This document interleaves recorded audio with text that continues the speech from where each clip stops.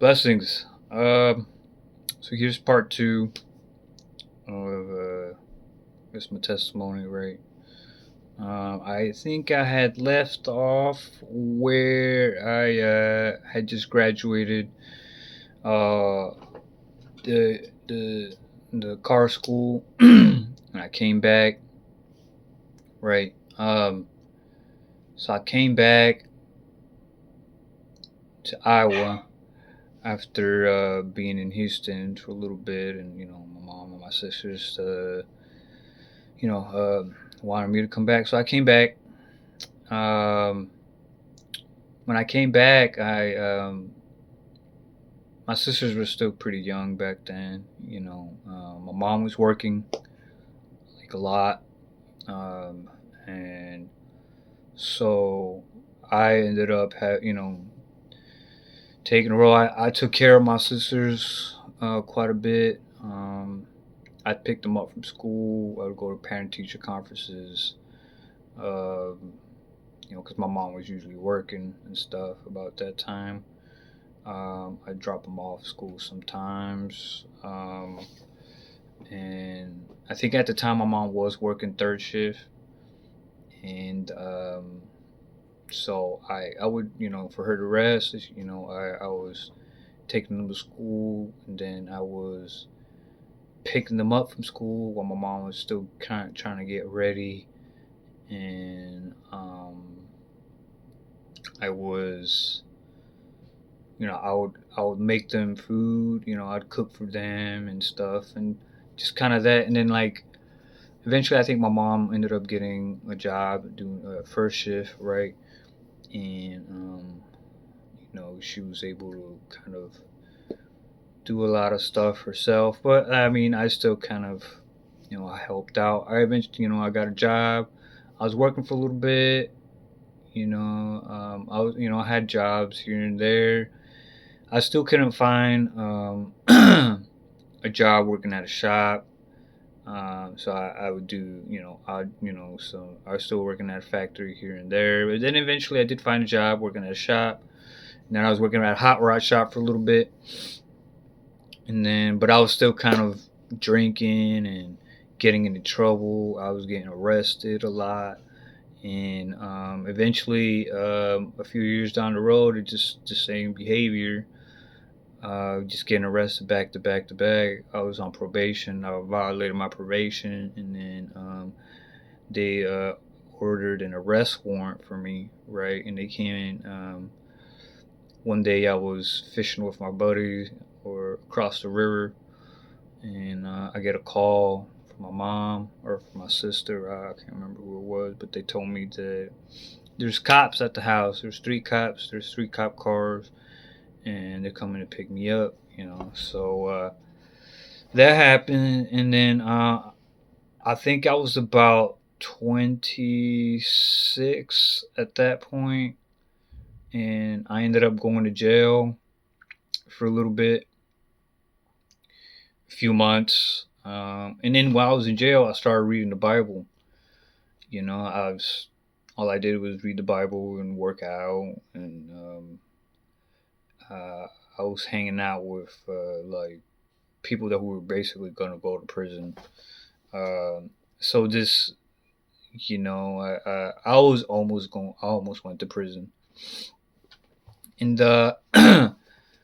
so they actually had sent me to this place. It's a halfway house. So what a halfway house is, where prison inmates get out of prison and they go into this area to transition from being locked up to being somehow locked up, and then to eventually be let off, right, to have their complete freedom back, right. And I was basically on the other end of that. I was getting locked. Now I was in jail, and if I was going through this thing, and if I didn't make it, if I kept acting the way that I did, I was gonna go to prison, right? And I met some dudes there, and they were older than me. They had just got it out of prison. I met this one dude. He was a Marine. He had been like a, Five tour. He had gone to like Kosovo, Afghanistan, Iraq, Sudan, and then like I'm not sure where else, but he had been on a bunch of tours, and then he came back from war and got into some trouble, and then ended up going to prison for like a year and a half. And he was actually like we were really good friends there, and I still talk to him every once in a while now. And that was when I met him. It was about over 10 years ago, right? And so I'm in this place, right, where I get limited freedom. I get 1 hour of free time a week, and so like, and every other time I had to like write down, when I was gonna leave to go to work, what time I was coming back, this and that work. If I was gonna, it's a hassle, man. Like if you can stay out of prison, you can stay out of jail. I think that would probably be the best bet, right? It's not a fun place to be. And so um, in this place, I had to get a job, and they were trying to get me to get a job at Subway. And like I was like, well, like I do work on cars. Is there any way that I can, look for a job working on cars? Like, yeah, yeah, you can go do that, but if you can't find a job, you have to get a job at Subway. And I'm like, okay, I'll do it. So I went looking. I went to a few places, a few shops. But like I was up front. I was like, um, I'm, when I would go to the interview, I'd be like, look, I'm in the halfway house. I got into some trouble, and I got denied a few times from different shops. And eventually, one day, I had been walked by this shop that I didn't even know. I didn't see it on the map or anything, right? But I walked by it, and it was this guy, and he gave me a job. In the interview, I told him straight up, look, I'm in this halfway house. I got into some trouble, and he kind of asked me some questions, and like, what would you do? And I was like, I told it was some drinking charges, and I was just a little bit, I was. Anyways, he's like, all right, well, I'm gonna give you a job. Don't make me regret it, right? And I'm like, oh, I was just surprised. So yeah, I ended up working for him. I ended up working for him for like about 5 years, 5 6 years. I got out of that whole halfway house thing about maybe 6 7 months into working for him. But I did like working for him. And he helped me out. He used to own some apartments, and he got me a place nearby. And I didn't have my license then, so I was able to walk. My apartment was close enough to where I worked, or I could just walk every day. And I would walk to work every day for about 5 6 years. And I would walk through the rain, through the snow, through. I was just walking every day. I lost my license for like 7 years, right? Because drinking charges. I lost my license for a while, and like I wanted to do it right. I messed up. I didn't really have a lot of guidance growing up. So I grew up the hard way, I guess you can say, right? Um, and this guy, my boss, he helped me out. He kept me on a straight and narrow, right? Whenever he would seem that I was starting to mess up, he'd tell me, he'd be like, "Hey, what are you doing, man?" And I'm like, he held me accountable for my actions, basically, right? And in that time, I while I was there a few years down the road, I just kept reading the Bible, and I ran into an old classmate from high school, right? And he was going to church, and I started going with him. And like, I had started reading the Bible while I was in jail, and I didn't really have much to do. So while I was in this halfway house, I was reading the Bible. I was just kind of curious to, I started studying other religions. I would look up, like, Islam and Hinduism and Buddhism. But one thing I did see a lot is that they all talked about Jesus.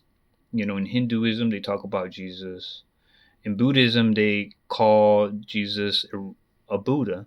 They're like a reincarnation of God. That's what a Buddha is. It's a reincarnation of God to them. I just, I was just like, huh, that's interesting. And it just seems like other religions would talk about Jesus. So I was like, all right, so why, so I was like, maybe I should read the Bible. So I started reading the Bible, and you know, it kind of just kind of hit me like they all talk about Jesus. So I just kind of did research on Jesus, on Jesus. Like I don't know, it just kind of happened, you know. And I started going to church with this guy from high school back, and I don't know how I ran into him, but like I started going to church with him. I was going to like Bible study with him. He would have it at his house. He'd come pick me up, because I didn't have a license. So he would come pick me up, and I was going to church with him, and I met some other guys, and he was he was married. He had a couple kids, and like he would have people over at his house do Bible study, and then eventually, I got baptized.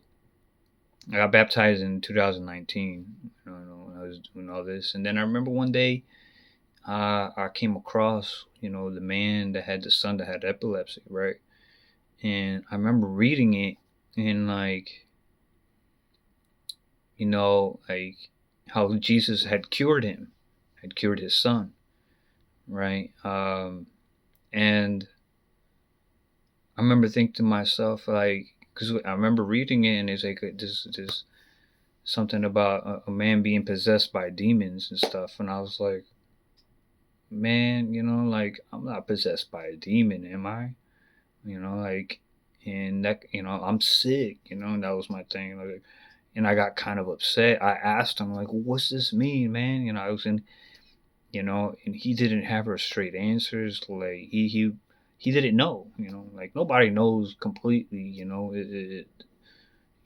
it's a thing where, you have to try to understand it yourself. And there's some things that we just can't understand, right? We can't understand everything because, it's from a different realm, but I didn't think like that back then. I thought there had to be some sort of logic to it, right? And that's when I kind of fell from uh from being baptized, right? And I kind of fell off. I got upset. I was upset with God. Like, what is this? And I quit going to church. I quit going to Bible study. I started drinking a lot. I lived in a college town, and it's the bunch of drinking. Everybody's drinking. All sorts of temptations. Girls, this and that, and that's where I kind of fell off for a little bit. But we're getting close to the 15-minute mark, so I'm gonna cut it short there, and my next video will be about how I came back, you know, um, and but yeah, so I'm thinking it's gonna be like a 3 video kind of thing. So bear with me. If you wanna, this is just my testimony, and then eventually I'm gonna talk about, you know, um, everything else. But I just wanted to share this with everybody, to let them know, like, there's struggles in life, and the struggles kind of make the way to get you to where you need to be. Everything happens for a reason. I never believed that before, but now I do. So, God bless, and I hope you make it to the next video.